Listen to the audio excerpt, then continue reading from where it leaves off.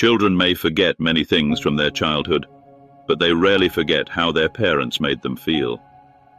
Words spoken in moments of anger, frustration, or disappointment can stay with a child for years, shaping their confidence, self-worth, and even their view of the world. Here are 7 things you should never say to your kids. 1. Why can't you be more like your siblings or other kids? Comparison is one of the fastest ways to damage a child's self-esteem. Every child is unique. They have different strengths, weaknesses, talents, and personalities. When you compare them to someone else, you're not motivating them. You're teaching them that who they are isn't good enough. Over time, comparisons can create insecurity, jealousy, and resentment. Instead of feeling inspired, children often feel inadequate. They begin to believe that love and approval must be earned by becoming someone they're not. The goal of parenting isn't to turn your child into someone else. It's to help them become the best version of themselves. 2. You're so lazy. Children often become what they repeatedly hear. When a child constantly hears labels like lazy, stupid, or useless, they can begin to accept those labels as part of their identity. Instead of thinking, I made a mistake, they start thinking, I am the mistake. A child struggling with motivation may need guidance, structure, or encouragement, not a label that attacks their character. Correct the behavior, not the person. Because children who believe they are incapable often stop trying altogether. 3. I wish you were never born. Few words are more damaging than making a child feel unwanted. Parents may say this during moments of extreme anger without truly meaning it, but children often take such statements literally. To a child, their parents are their entire world. Hearing that their existence is a burden can create deep emotional wounds that last for decades.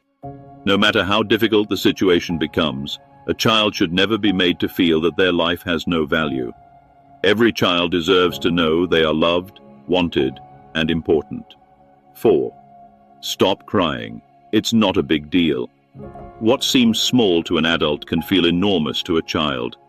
When children express sadness, fear, or frustration, dismissing their feelings teaches them that their emotions don't matter. Eventually, they may stop sharing their feelings altogether. Instead of learning emotional strength, they learn emotional suppression. Strong adults aren't people who never feel emotions. They're people who learned how to understand and manage them. That learning often begins when a parent says, I understand you're upset, let's talk about it. 5. You're a disappointment. Disappointment in a behavior is different from disappointment in a person.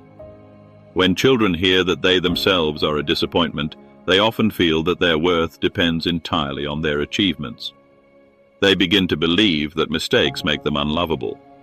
The pressure to constantly prove themselves can create anxiety, perfectionism, and fear of failure. Children should understand that while actions have consequences, their value as human beings does not disappear because they made a mistake.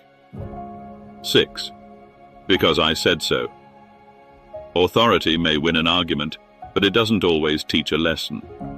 While there are moments when parents must make quick decisions, relying solely on authority can discourage critical thinking and communication.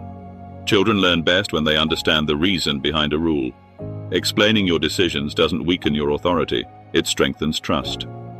A child who understands why something is important is more likely to make good decisions even when you're not around. 7. I don't care. These 4 words can make a child feel invisible.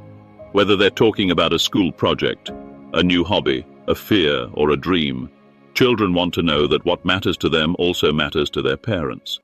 When they repeatedly feel ignored or dismissed, they may stop sharing their thoughts altogether. And once communication disappears, rebuilding that connection becomes much harder. Sometimes all a child needs is a few moments of genuine attention to feel valued and understood. Years from now, your children may not remember every gift you bought them or every rule you enforced, but they will remember how you spoke to them.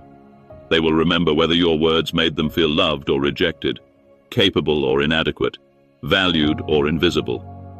The greatest gift a parent can give is not perfection.